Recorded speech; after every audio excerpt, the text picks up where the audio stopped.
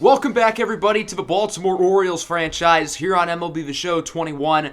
Today we've got the trade deadline, and we're going to round out the regular season here in year number 6. Beforehand, though, I have a very minor announcement regarding MLB The Show 22.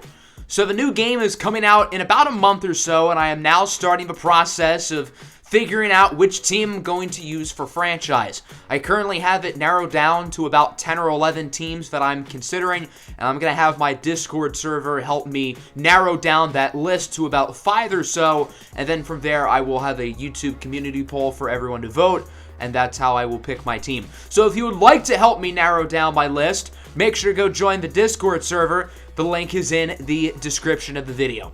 Alright, back to today's episode. So, of course, here in year number 6, we have moved very quickly. I have planned for the regular season here in season number 6 to only last 3 episodes, and this is the 3rd episode of the regular season, so I do plan on finishing it up today, getting it into the postseason, and of course, that starts with the trade deadline. Our Orioles are 61 and 41. We're certainly going to be buyers. We would get an early offer from the Chicago Cubs, and it's actually a very interesting one.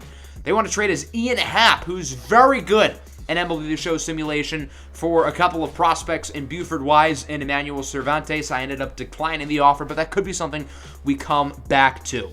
So we're currently 20 games over 500. Obviously, we're playing good baseball, but there's also always room to improve, and we do have a couple holes on this roster. I think adding another bat would be nice, and our pitching staff has not really been consistent. Adding a true 5th starter instead of Matthew Thompson would be very beneficial for us, and I think we could maybe look to add another bullpen arm, although we did already acquire Alec Bettinger earlier in the season. So now let's make some moves. We're going to start with looking for a number 5 starting pitcher because Matthew Thompson just is not cutting it. Well, I think this player, Jacob deGrom, is a little bit more than a 5th starter, but I think he makes a lot of sense. He's 37 years old, he's on the final year of his contract, and the Mets aren't very good, but he's still at the top of his game, and he'd be a perfect addition. We're going to trade Jonathan Loaisiga out of our bullpen along with a couple of other okay prospects in order to get him. Not a great haul for the Mets, but again, he's 37 and a free agent this winter. And then we've got a pretty big trade. Sterling Sharp, along with Colin Poche and Jalen Miller, are headed to the Cubs.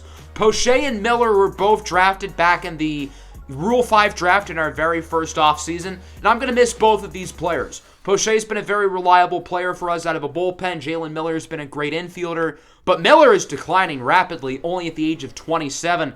And that offer for Ian Happ earlier in the episode really got me thinking, and I think adding Ian Happ will make a lot of sense. As much as it sucks to lose Jalen Miller and Colin Poche, I think it's worth it. Happ is a switch-hitting outfielder who can play 2nd and 3rd as well. That positional flexibility is a big deal. He's having a pretty good season this year and is under contract for 1 more year, so it's not a major financial issue going forward. We're also going to acquire 3rd base prospect Cristobal Rubio, who hits for some good power. So both of those trades would be accepted. We're also going to make a move within the organization, bringing Julian Starnes back up to the major leagues. Starnes has struggled in the big leagues this season, but has dominated in AAA, and I think he has earned his opportunity back up, and Will Brooks, if he keeps playing well, will likely move back up as well. So the lineup looks a little bit different with the addition of Ian Happ. Jacob deGrom will slide into the rotation. Matthew Thompson is now the long reliever, and Julian Starnes returns to the bullpen. So we'll see how this new-look team does. I really wanted to play against the Atlanta Braves, who, of course, we faced off against and beat in the World Series. And in our 3-week sim of August, as you can see, we did real well. We went 16-2. That's quite good. So our new-look Orioles look unbelievable. We had the best winning percentage in the majors, only by a couple of games. We're probably going to win our division fairly easily, 10.5 games over Toronto, but the Astros are right on our tail. Interestingly enough here, look at the Cy Young voting. Max Meyer is 2nd, but to Shane Bieber. This is a surprise because Bieber has been disappointing this year. He has played a lot better the past couple of months, but that's pretty crazy considering in like May his ERA was in the 5s. We're going to play this last game in the Atlanta series. We would split the first 2, making us now 17-3 in the month. I wanted to play this game specifically because, well, Jacob deGrom. I wanted to get to use our new acquisition, so that's what we're going to do here today. The rubber match, Game 3 of a 3-game set at home here late in August. The defending National League champions take on the defending American League and World Series champion Orioles as we take a look at both lineups here. And the starting pitcher for Baltimore will be Jacob deGrom. deGrom has pitched pretty well since the trade. He has faced off against the Braves a number of times over his New York Mets career, so he's already pretty familiar with this team, which is good. We'll see how he does today as he faces off against Ronald Acuna Jr., having another fantastic season. He checks his swing.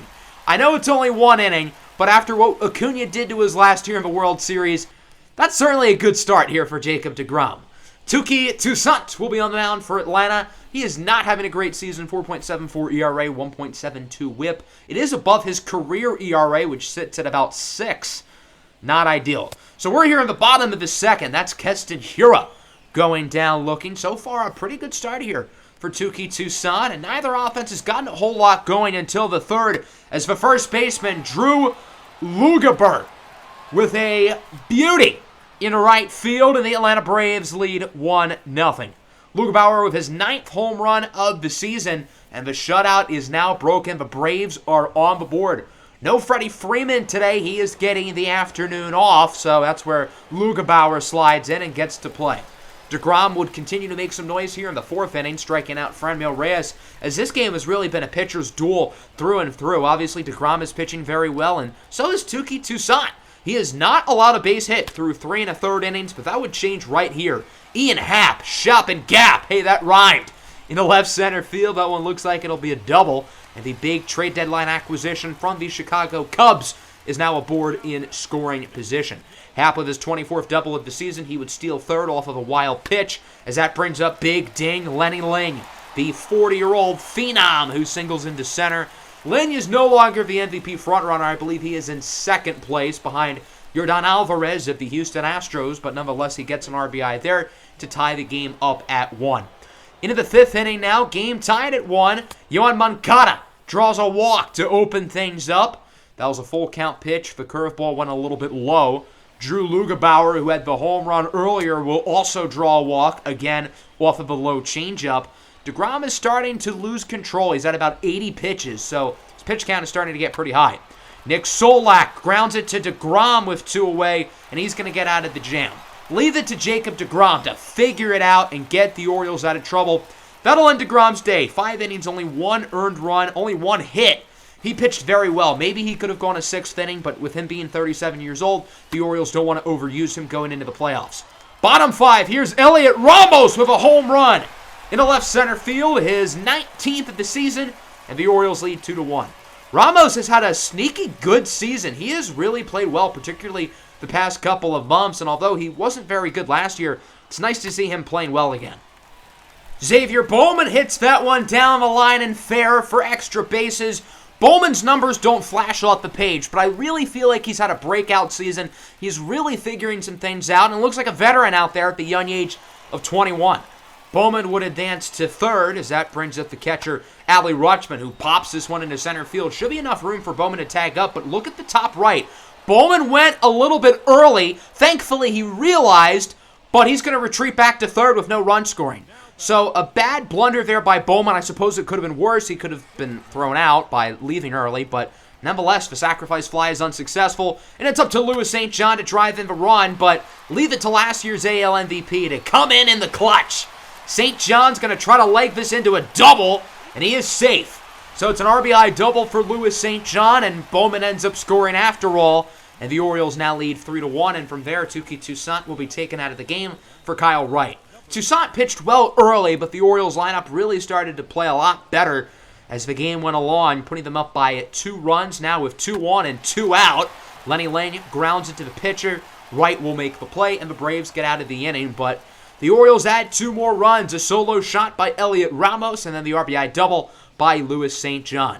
Julian Starnes is in for the Orioles. Since being recalled up, he has pitched very well. His ERA has gone down quite a bit. It seems like that stint in AAA was really all he needed to get back in the swing of things of what he was doing last year, particularly in the postseason, because if you remember, he was phenomenal in the playoffs. Ronald Acuna does open up the inning with a single, so not an ideal start there for Baltimore. Franmil Reyes then looking to answer. Is this one, is it high and deep and a right? and it will bounce in front of the wall.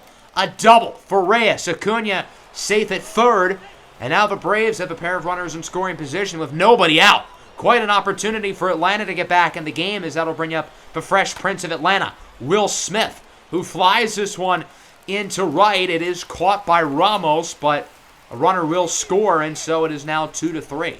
Successful sac fly there for the Braves, and they are now only down by 1 run. After a walk, that would bring up Yoan Moncada, who grounds it to the pitcher. Starnes is going to try to get the out at home, but look at Adley Rutschman. He forgot to tag the runner.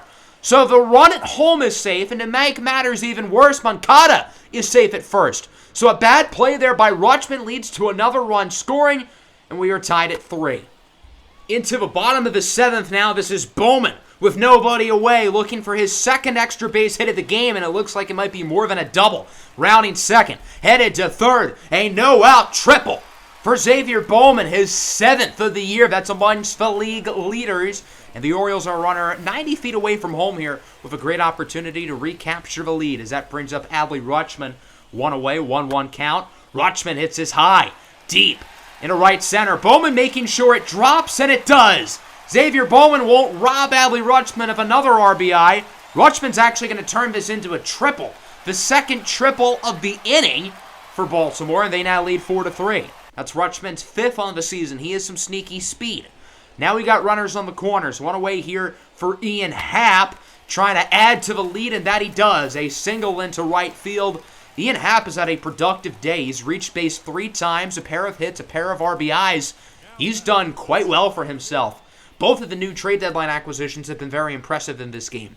Amir Garrett is in here in the 8th inning. He has had a fantastic season with an ERA at 2.1. Certainly a big difference from last year, in which he was, well, quite awful. Ronald Acuna leads things off. It's a weak chopper to third. Here's Ian Happ with a barehanded throw. What a play by Ian Happ, continuing to have an incredible performance today with an awesome defensive play. And we move to the bottom of the 8th. Keston Hiura up to bat, grounds it to short. Good play by Swanson to deflect it with his body. But Hiura is safe with an infield single, his first hit of the day. And so the Orioles have themselves a base runner. That'll bring up Elliot Ramos, who homered earlier. Grounds it to third. Atlanta going to try to turn 2, but it's bobbled by Moncada, and everybody is safe. So the first 2 runners are aboard here for the Orioles with nobody away. And Emmanuel Clase, the frame thrower, is in some early danger. With 1 away, this is Shane Kovaleski, who hits it high and deep into center. Caught by Acuna, but that's more than enough room for Keston Hiura to score on the sacrifice fly. And so the Orioles now lead 6-3, adding some insurance here as we get closer to the 9th inning. Baltimore looking to put themselves in a comfortable spot here for their closer, Edwin Diaz, looking for save number 36. Diaz has had another great season. In his 4-year contract with the Orioles, he's been a 4-time All-Star. It doesn't really get better than that. As with 1 away, here is Moncada. Singles it into left center field. Here is unable to make a diving stop, and so the Braves have the base runner. They're not going to quit here just yet. We know Atlanta has a fantastic lineup, as Dansby Swanson now high and deep in the left. Just foul, about 3.5 feet shy of the pole. An unlucky break there for the Braves, and sure enough, on the very next pitch, Swanson would strike out. A very lucky turn of events there for Edwin Diaz and the Orioles, as Drew Lugebauer with 2 outs will fly this one caught into center by Bowman. And the Baltimore Orioles will win the 3-game set here. Atlanta does not get revenge for a World Series last year, as Baltimore wins this game by the final score of 6-3. Overall, a well-rounded win here for Baltimore. The pitching was very good. The bats were pretty solid. And in the middle of our lineup just continues to be super dangerous. Louis St. John reached base 3 times, including a pair of walks, and that's really his big issue. He doesn't draw a lot of walks. Ian Happ was great. Bowman was great. Ramos was great. DeGrom was great. Julian Starnes was a little bit shaky, but other than that, the bullpen was phenomenal. So we're now going to go into the month of September. We are going to simulate a 3-game set against the Angels, which we would sweep, and 3 games against the Rays, we would only win 1 of 2. We're going to simulate another 2 weeks now. I want to go a little bit slower here in September. But before that, we have to call up 2 players to add to the Major League roster. The first one will be Will Brooks. I think he is ready to return. And the second one will be Jerome Whitfield, who's a great contact hitter, playing well in AAA. Hasn't played in the bigs since 2023 with the Cardinals, but I think he's earned an opportunity back up. In this game against the Blue Jays, we won 10-0. Shane Bieber pitched a 3-hit shutout. I think it's fair to say Shane Bieber is officially back. So now we're going to simulate this 2-week stretch. We ended up doing pretty well. We're now 94-49. We're going to simulate another week. I wanted to play against the Phillies, and we ended up going 3-3. The Phillies are one of the best teams in the National League as we take a look at the winning percentage here around all of baseball. We are up by the Astros by about .04. I would say that's probably like 5 or 6 games. We're also very close to clinching our division. With a win or Toronto loss, we will officially win the American League East for a 4th straight season. So hopefully we can do that today against the Phillies, who are a really tough team. I don't know if there's anybody in baseball who has more to play for than the Phillies. They're 83-66, only a couple games behind the Atlanta Braves in what has been a dogfight in the National League East this season. The Phillies have not made the playoffs in what feels like about 15 years, so this has to be their year. Let's take a look at the lineups here. Notably, Xavier Edwards is in there. He was just called up a couple of days ago because Xavier Bowman messed up his finger. He's on the 10-day injured list. It's not a big deal. That's why I didn't point it out earlier. Bowman will be good to go well before the playoffs. But yeah, Xavier Edwards is here and he is starting. Jose Barrios is on the bump here for the Phillies, one of the many big-time signings they've made in this series, along with the likes of Cody Bellinger, Shohei Ohtani, and the National League MVP favorite, Pete Alonso. Good first inning for Barrios as he fools Louis St. John in the low-hanging pitch. Louis St. John has been fantastic since the All-Star break, but not in that at-bat. Into the second inning now. Here's Lenny Lane with a bomb in right field. This one will go nearly into the third deck. A moonshot for Lane, his 38th of the season, a 442-foot nuke, and that'll put the Orioles up early, 1-0. A good at-bat there for Lenny Lane to put the Orioles on the board. Couple batters later, Keston Hiura looks to do the same. Hiura with a bomb into right field, nearly into the second deck, and it's now 2-0. Hiura with his 28th bomb of the season, and the right side of the Orioles infield have both gone deep here in the second inning to put the O's up 2-0. Tristan McKenzie is starting for Baltimore, one of 3 of the Orioles' starting pitchers who are impending free agents this offseason, along with DeGrom and Chris Bubich. McKenzie has certainly deserved a payday, but maybe not at this at-bat. Alec Bohm goes deep to make it a 2-1 ball game. Bohm with his 17th homer of the season. Outside of that at-bat, though, Tristan McKenzie has been pitching very well up to this point as we're about halfway through the third inning. Again, I'm trying to show less of games because we're doing more simming in episodes, so that's why we didn't talk about the first couple of innings with McKenzie. A nice infield single there for Cody Bellinger. It actually is going to be ruled an error, by Xavier Edwards because it was bobbled. Doesn't look like it's really going to matter, though. The following batter would ground out to third. Ian Happ successfully makes the play. So the Phillies do score there with an Alec Bohm home run, but the Orioles still lead 2-1 as we move into the 5th inning. Elliot Ramos leading off today's game. He's going to draw a walk on the outside slurve. Definitely not a pitch close to the strike zone. That'll now bring up Adley Rutschman. He's had a pretty quiet day, and the quietness would continue as he grounds into an odd double play, but I guess it works. The Phillies did their job, and it remains 2-1. Other than the couple of home runs allowed, Jose Barrios has pitched very well, and of course Tristan McKenzie as well. The same can be said for him. Barrios here in the bottom of the 5th up to bat, and that one's actually going to drop for a base hit. I don't know what Elliot Ramos was doing out there in center, just let the ball fall to him. So Barrios is aboard, and that would prove to be a mistake. Bohm singles into left. Louis St. John completely misses his footing, and it looks like this could be a big hit for Bohm. Jose Barrios will score from first. It's an RBI triple here for Philadelphia, and they're going to tie it at 2. Costly play there by St. John, who, I don't know if he just ran by it or what. And sure enough, the next batter will drive Alec Bohm in. All because Elliot Ramos missed the Barrios hit, and then St. John, of course, blundered too.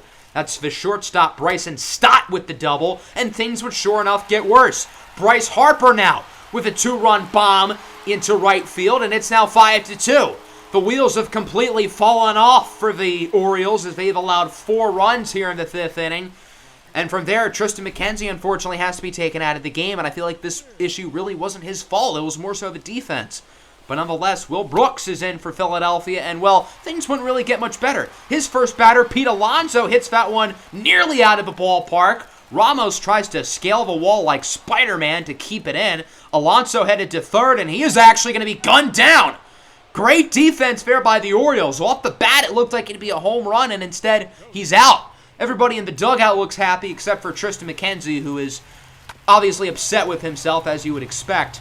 With 2 away now, Cody Bellinger gets an infield single, and the hits will continue here for the Phillies here in the 5th inning. Philadelphia's offense has done nothing before this frame, and now it's just keep getting worse. Here is rookie outfielder Jorge Zaya with a single into right field, the NL Rookie of the Year favorite. Finally, the madness comes to an end as Reese McGuire strikes out on a full count slider. Had he not swung at that pitch, it would have been ball 4. But the Phillies do score 4 in that inning. They lead this game 5-2. As we move to the 6th inning, Ian Happ with a big swing and a miss on the two-seam fastball. Jose Barrios is just laying down the lumber right now. The Orioles lineup has no answers for him. And we go to the bottom of the 6th. Julian Starnes is in for the Orioles. Since his previous performance against Atlanta, Starnes hasn't been doing too well, and it looks like it's going to get worse. A home run here for the Phillies, but guess who hit the home run?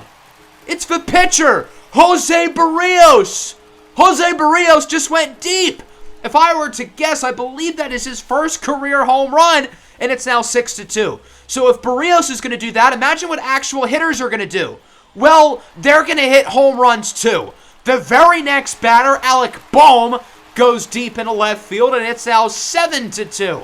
A rocky performance here for Julian Starnes, who will be immediately taken out of the game. He faced 3 batters. 2 of them went deep. 1 of them was the pitcher. Brusdar Graterol is in here trying to pad the bleeding, and that he would, striking out Bryce Harper on the outside changeup. But another rough inning there for the Orioles, who have allowed 6 runs in the past 2 innings and find themselves down 5. Into the 7th inning now, Nick Castellanos up. He hits this ball high, pretty deep in the left center field, and this baby is gone. We know whenever Nick Castellanos hits a home run, something bad happens in the world. God damn it, Nick. But nonetheless, the Orioles are now only down by 4 as it's 7-3. And from there, Jose Barrios will be taken out of the game. Eloy Morales will enter in his place. His first batter, Keston Hiura, jams this one into center field, and it looks like it will drop for a single. So now the Orioles have the base runner. Maybe they can get a little bit going. They already had the home run earlier. Now that'll bring up the shortstop, Xavier Edwards. He's going to bloop this one into shallow left, and Bohm cannot make the play. So it's another single. Baltimore now has 2 aboard with nobody away. From there, that bring up the pitcher spot. Heston Kjerstad enters as a pinch hitter, and Kjerstad's going to come through. The left fielder dancing in the outfield, just frolicking around there, and that's going to prove to be a mistake. 2-run score off the double by Heston Kjerstad. Baltimore cuts the lead down to 2, and there's still nobody out. And from there, Eloy Morales will immediately be removed from the game. He did not record a single out, and Nick Pivetta will enter in his place. His first batter, Elliot Ramos, will draw another walk. Ramos is second at the game. Still nobody out, by the way. Now there's 2 gone here for Ian Happ, the 1-1. Happ lines it in a left center field. That one's going to drop. 1 run will score. Another one looking to get in. It's Ramos who is safe. A 2-run double for Ian Happ. And sure enough, the Orioles, who looked like a dead man walking going into the 7th inning, have tied it. What a great frame of baseball for the O's, but they're not done. Lenny Ling hits that one down the line and fair. Happ will score. It's an RBI double for Lenny Ling, who will go walking out of breath to second base, and it's now 8-7. The Orioles with a 6 bomb here in the inning, and the Phillies will go to another reliever. It's Francisco Morales. This is the 4th pitcher of the inning for the Phillies. Remarkable. Nick Castellanos up to bat. He homered earlier in the inning. Gets his second base hit in the 7th. It's a single. However, Lenny Ling is actually out, going home. But not a bad inning. The Orioles managed to score 6 and take the lead as it's now 8-7. What a weird game this has been. I feel like it's been a pitcher's duel, but then both of these teams have just had spurts where they look like they're on fire. Amir Garrett is in for Baltimore as he faces off against fellow lefty Cody Bellinger, who goes down on the sinker. It seems like with Garrett now in the game and the back-end relievers coming in for the Orioles, they may be able to close this one out. Alec Bettinger is in here in the bottom of the 8th. Bettinger has really continued to struggle since being acquired in June from Milwaukee. That's looking like a pretty bad trade for the O's. but Bettinger appears to get out of the inning here. Good play at shortstop by Marco Luciano, who recently checked into the game to throw out the runner. So it remains 8-7. We move to the ninth. Matt Dennis, the Menace, is in for Philadelphia. The only thing he's been a menace to is the Phillies themselves, as he has an ERA in the 7s. With 2 away, St. John hits it high and deep to the track out in center, but it will be caught by Bellinger. So other than scoring 6 runs in the 7th inning, the Orioles lineup was honestly pretty bad today. But they do hold on to the lead, and they're going to hand this one to their closer, Edwin Diaz, looking for a league-leading 46th save of the season. Diaz has an ERA just under 3 at 2.98 as he has to face off against the meat of the order that starts with Bryson Stott, who strikes out. Good start for Diaz, but now he has to face off against Bryce Harper and Pete Alonso, who have arguably been 2 of the best hitters, maybe the 2 best hitters in the National League this season. Harper goes down on the inside slider. Great pitch from Diaz. And now it comes down to Alonso swinging a miss. Edwin Diaz retires out the side. And the Orioles win one of the weirder games you'll ever see by the score of 8-7 and officially have clinched the American League East for a 4th straight season. Yeah, this was a very weird game. The Phillies went on their nice little run in the 5th and 6th inning. We had our big run in the 7th. But other than that, the lineups just weren't all that good. It's just that they all caught fire simultaneously and did a lot of damage that way. Overall, a good victory for us on the road against, again, a very good Philadelphia Phillies team. And there you go. We've officially clinched the division. Now we are hunting for the number 1 seed. We're going to simulate the next 6 games, 2 in Philadelphia, 4 in Texas. During this final week of September, the minor league seasons would end. I know we haven't talked about the minors at all because we're trying to move quickly, but both the AA and AAA team were very good making the playoffs, which shows that we have so much talent in the farm system, which of course is a big deal as we enter the long-term sim after year number 6, and that shows that this team is going to be good for a while.